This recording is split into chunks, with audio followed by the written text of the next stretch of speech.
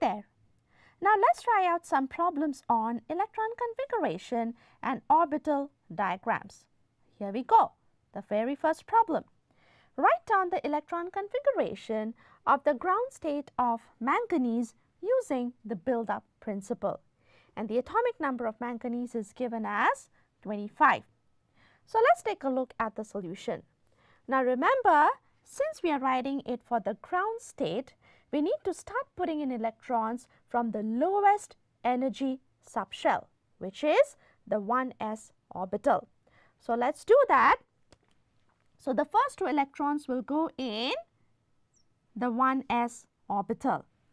Now the next set of electrons will occupy the 2s orbital and the 2p orbital. Now remember, an s orbital can accommodate at most 2 electrons and a p orbital can have maximum of 6 electrons. So now we have 4 plus 6, 10 electrons in total. We need to put in 15 more electrons. So the next 2 electrons will occupy the 3s orbital and again the 3p orbital. But remember, before the electrons go to occupy the 3d orbital, they will first fill up the 4s subshell. So we will have 2 more electrons going in the 4s orbital and then the remaining 5 electrons will go in the 3d orbital. So there we go. So that's the ground state electron configuration for manganese. Now let's take a look at problem number 2. Write down the full electron configuration for the ground state of germanium whose atomic number equals to 32 using the build-up principle and draw the orbital diagram for this element. Let's take a look at the solution. The atomic number of germanium is given as 32. And remember, we are writing the lowest energy configuration, so we have to start putting in electrons from the 1s orbital. So let's do that. So we will have the first 2 electrons occupying the 1s orbital, then the next set of electrons will occupy the 2s and the 2p orbitals. Then we will have more electrons occupying the 3s and the 3p orbitals. So now we have a total of 18 electrons and we have to make room for 14 more electrons. So that means we have to put in electrons in the 3d orbital. But remember, before electrons occupy the 3d, they have to occupy the 4s subshell. So there will be electrons occupying the 4s orbital, 10 more electrons occupying the 3d orbital, and finally the last 2 electrons will occupy the 4p orbital.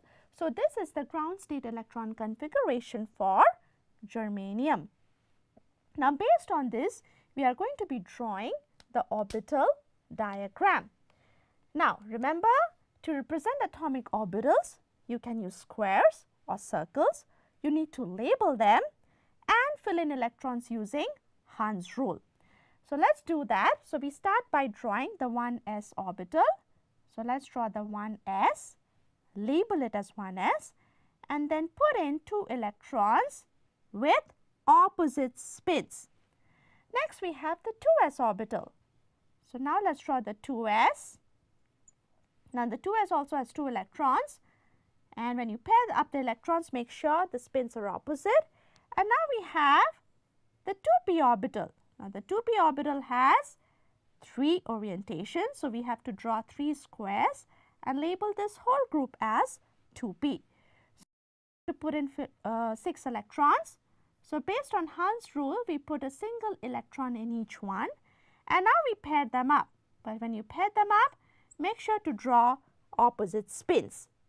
Next we have the 3s orbital. So let's draw the 3s, and we put in 2 more electrons with opposite spins, and then again we have another 3p orbital.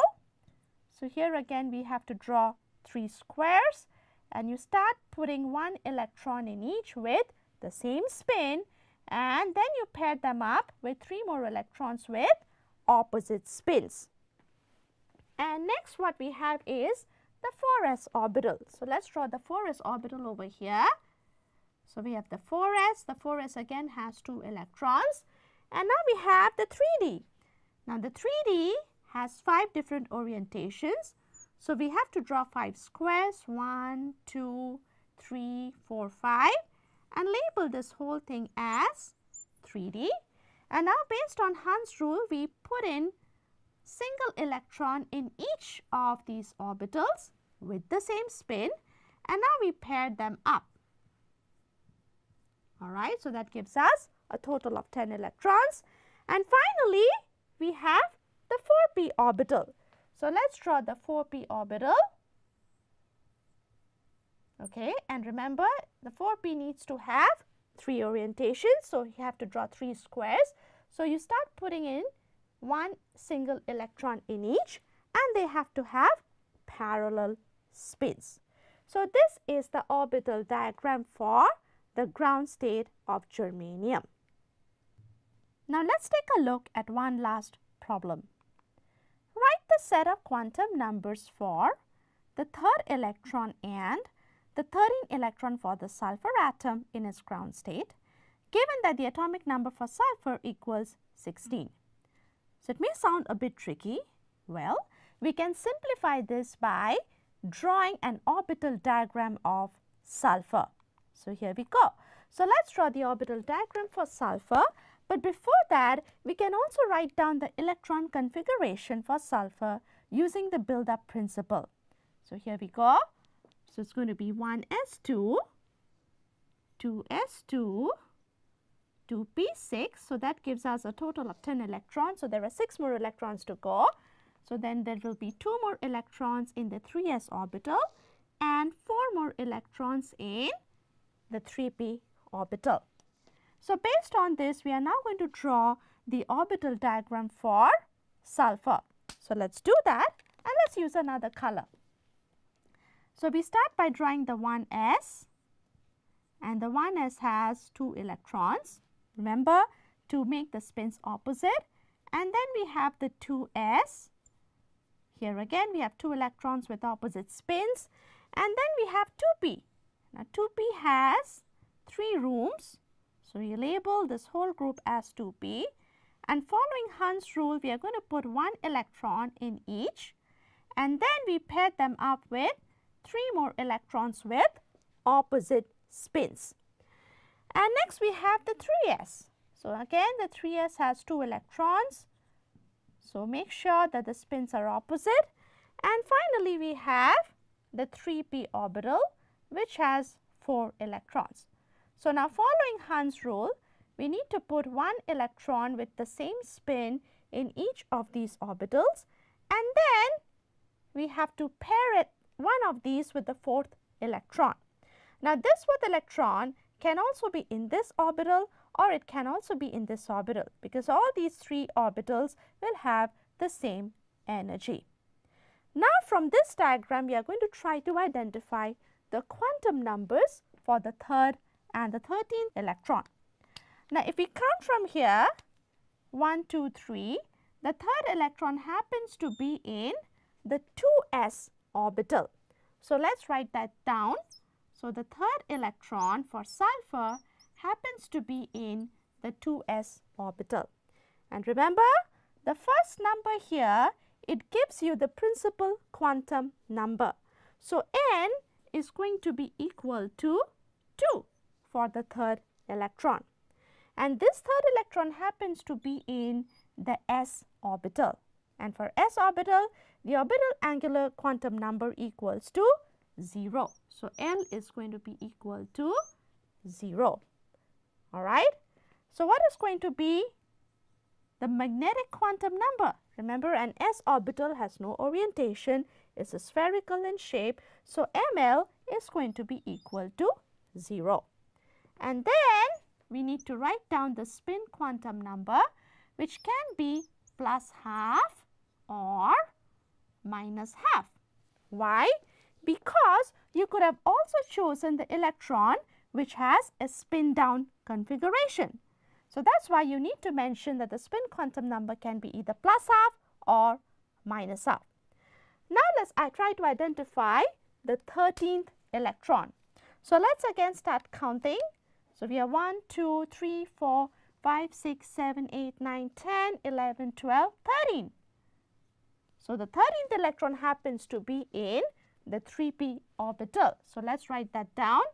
So the 13th electron is in the 3p orbital.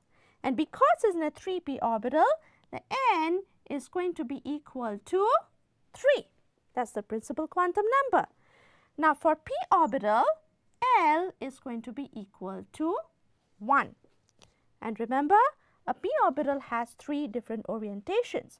So the ml value is going to be equal to either -1 or 0 or +1.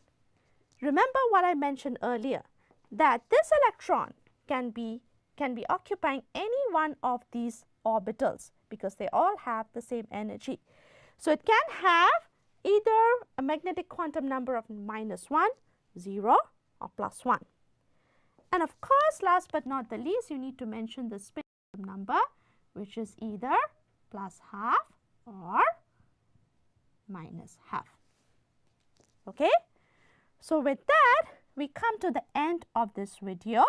You may now proceed to answer the quiz questions. Thanks for watching.